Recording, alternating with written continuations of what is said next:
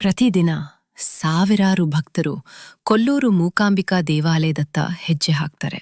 ಆ ಭಕ್ತರ ಸಾಗರದಲ್ಲಿ ಯಾವಾಗ್ಲೂ ಕಣ್ಣಿಗೆ ಬೀಳೋ ಒಂದು ದೃಶ್ಯ ಇದೆ.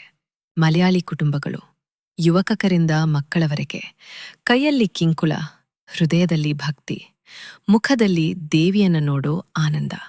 ಆದರೆ ಪ್ರಶ್ನೆ ಏನು? ಮಲಯಾಳಿಗಳಿಗೆ ಯಾಕೆ ಕೊಲ್ಲೂರು ಮೂಕಾಂಬಿಕಾ ಅಷ್ಟು ಹತ್ತಿರ? ಇದಕ್ಕೆ ಹಿಂದಿರುವುದು ಶತಮಾನಗಳಿಂದ ಸಾಗುತ್ತಿರುವ ಒಂದು ದೈವೀ ಬಂಧ, ಒಂದು ಅಟ್ಟುಟವಾದ ನಂಟು. ಸುಮಾರು 1200 ವರ್ಷಗಳ ಹಿಂದೆ ಆದಿಶಂಕರಾಚಾರ್ಯರು ತಪಸ್ಸಿನಲ್ಲಿ ತೊಡಗಿದ್ದಾಗ ದೇವಿ ಸರಸ್ವತಿ ಅವರುಗಳ ಮುಂದೆ ಪ್ರತ್ಯಕ್ಷಳಾದಳು.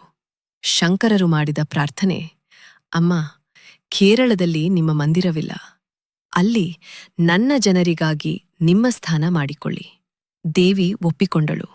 ಆದರೆ ಒಂದು ಷರತ್ತು: ಶಂಕರರು ಮುಂದೆ ನಡೆದು ದಾರಿ ತೋರಬೇಕು, ಮತ್ತೆ ಹಿಂದೆ ಬರುವ ದೇವಿಯನ್ನ ಅವರು ಹಿಂದೆ ತಿರುಗಿ ನೋಡಬಾರದು. ಕೊಡಚಾದ್ರಿ ಬೆಟ್ಟದಿಂದ ಇಳಿಯುವ ಪ್ರಯಾಣ ಶುರುವಾಯಿತು. ಶಂಕರರಿಗೆ ಮಾರ್ಗಸೂಚಿ, ದೇವಿಯ ಪಾದದ ಗಂಟೆಗಿಂಗಳಿದ ಶಬ್ದ. ಆದರೆ ಏಕಾಏಕಿ ಆ ಶಬ್ದ ನಿಂತಿತು. ಶಂಕರರು ಕ್ಷಣಕಾಲ ಕಾದರು, ಆದರೆ ಶಬ್ದ ಬಂದಿಲ್ಲ. ಒಂದು ಕ್ಷಣ ಅವರು ಹಿಂದೆ ತಿರುಗಿ ನೋಡಿದರು. ಅದೇ ಕ್ಷಣ ದೇವಿ ನಿಂತಳು. ಆ ನಿಂತ ಜಾಗವೇ ಇಂದಿನ ಕೊಲ್ಲೂರು ಶ್ರೀ ಮೂಕಾಂಬಿಕಾ ದೇವಾಲಯ. ಆ ದಿನದಿಂದಲೇ ಮೂಕಾಂಬಿಕಾ ದೇವಿಗೂ ಕೇರಳದ ಜನರಿಗೂ ಅಳಿಸದ ಬಾಂಧವ್ಯ ನಿರ್ಮಾಣವಾಯಿತು.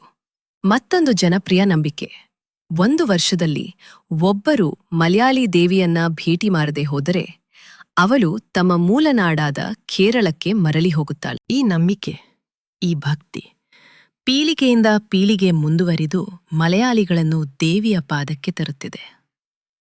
ಮೂಕಾಂಬಿಕಾ ದೇವಿ ಸಾಮಾನ್ಯ ದೇವತೆಯಲ್ಲ. ಅವಳು 3 ದೇವಿಯ ಶಕ್ತಿಯ ರೂಪ: ಶಕ್ತಿ, ಸರಸ್ವತಿ, ಮಹಾಲಕ್ಷ್ಮಿ. ಆದಿಶಂಕರರು ಪ್ರತಿಷ್ಠಾಪಿಸಿದ ಶ್ರೀಚಕ್ರದ ಮೇಲೆ ಅವಳು ವಾಸಿಸುತ್ತಾಳೆ. ಮಲಯಾಳಿಗಳಿಗೆ ಅವಳು ಜ್ಞಾನದ ತಾಯಿ, ಸಂಪತ್ತಿನ ತಾಯಿ, ರಕ್ಷಣೆಯ ತಾಯಿ. ಈ ಸ್ಥಳಕ್ಕೆ ಇನ್ನೊಂದು ಪೌರಾಣಿಕ ಕತೆ: ಮೂಕಾಸುರನ ಸಂಹಾರ. ಋಷಿಗಳಿಗೆ ತೊಂದರೆ ಕೊಟ್ಟ ಅಸುರನನ್ನು ಪಾರ್ವತಿದೇವಿ ಉಗ್ರ ರೂಪದಲ್ಲಿ ಸಂಹರಿಸಿದಳು.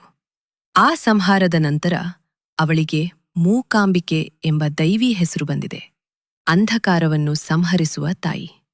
ಇಂದಿಗೂ ಸಾವಿರಾರು ಮಲಯಾಳಿ ಮಕ್ಕಳು ತಮ್ಮ ಮೊದಲ ಅಕ್ಷರವನ್ನು ಮೂಕಾಂಬಿಕಾ ದೇವಿಯ ಮುಂದೆ ಬರೆಯುತ್ತಾರೆ.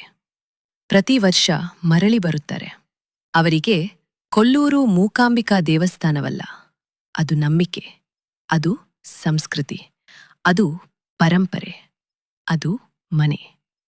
ಇದೇ ಮಲಯಾಳಿಗಳು ಮತ್ತು ಮೂಕಾಂಬಿಕಾ ದೇವಿಯ ನಡುವಿನ ಪವಿತ್ರ, ಅಟ್ಟುಟವಾದ, ಭಕ್ತಿಯಿಂದ ಜೋಡಿಸಿದ ಬಾಂಧವ್ಯ. ಈ ಕತೆ ನಿಮ್ಗೆ ಇಷ್ಟವಾಯಿತೆ? ಹಾಗಾದ್ರೆ ನಮ್ಮ ಚಾನೆಲ್ಗೆ ಸಬ್ಸ್ಕ್ರೈಬ್ ಮಾಡಿ. ಮೂಕಾಂಬಿಕಾ ದೇವಿಯ ಕೃಪೆ ಎಲ್ಲರ ಮೇಲೂ ಇರಲಿ.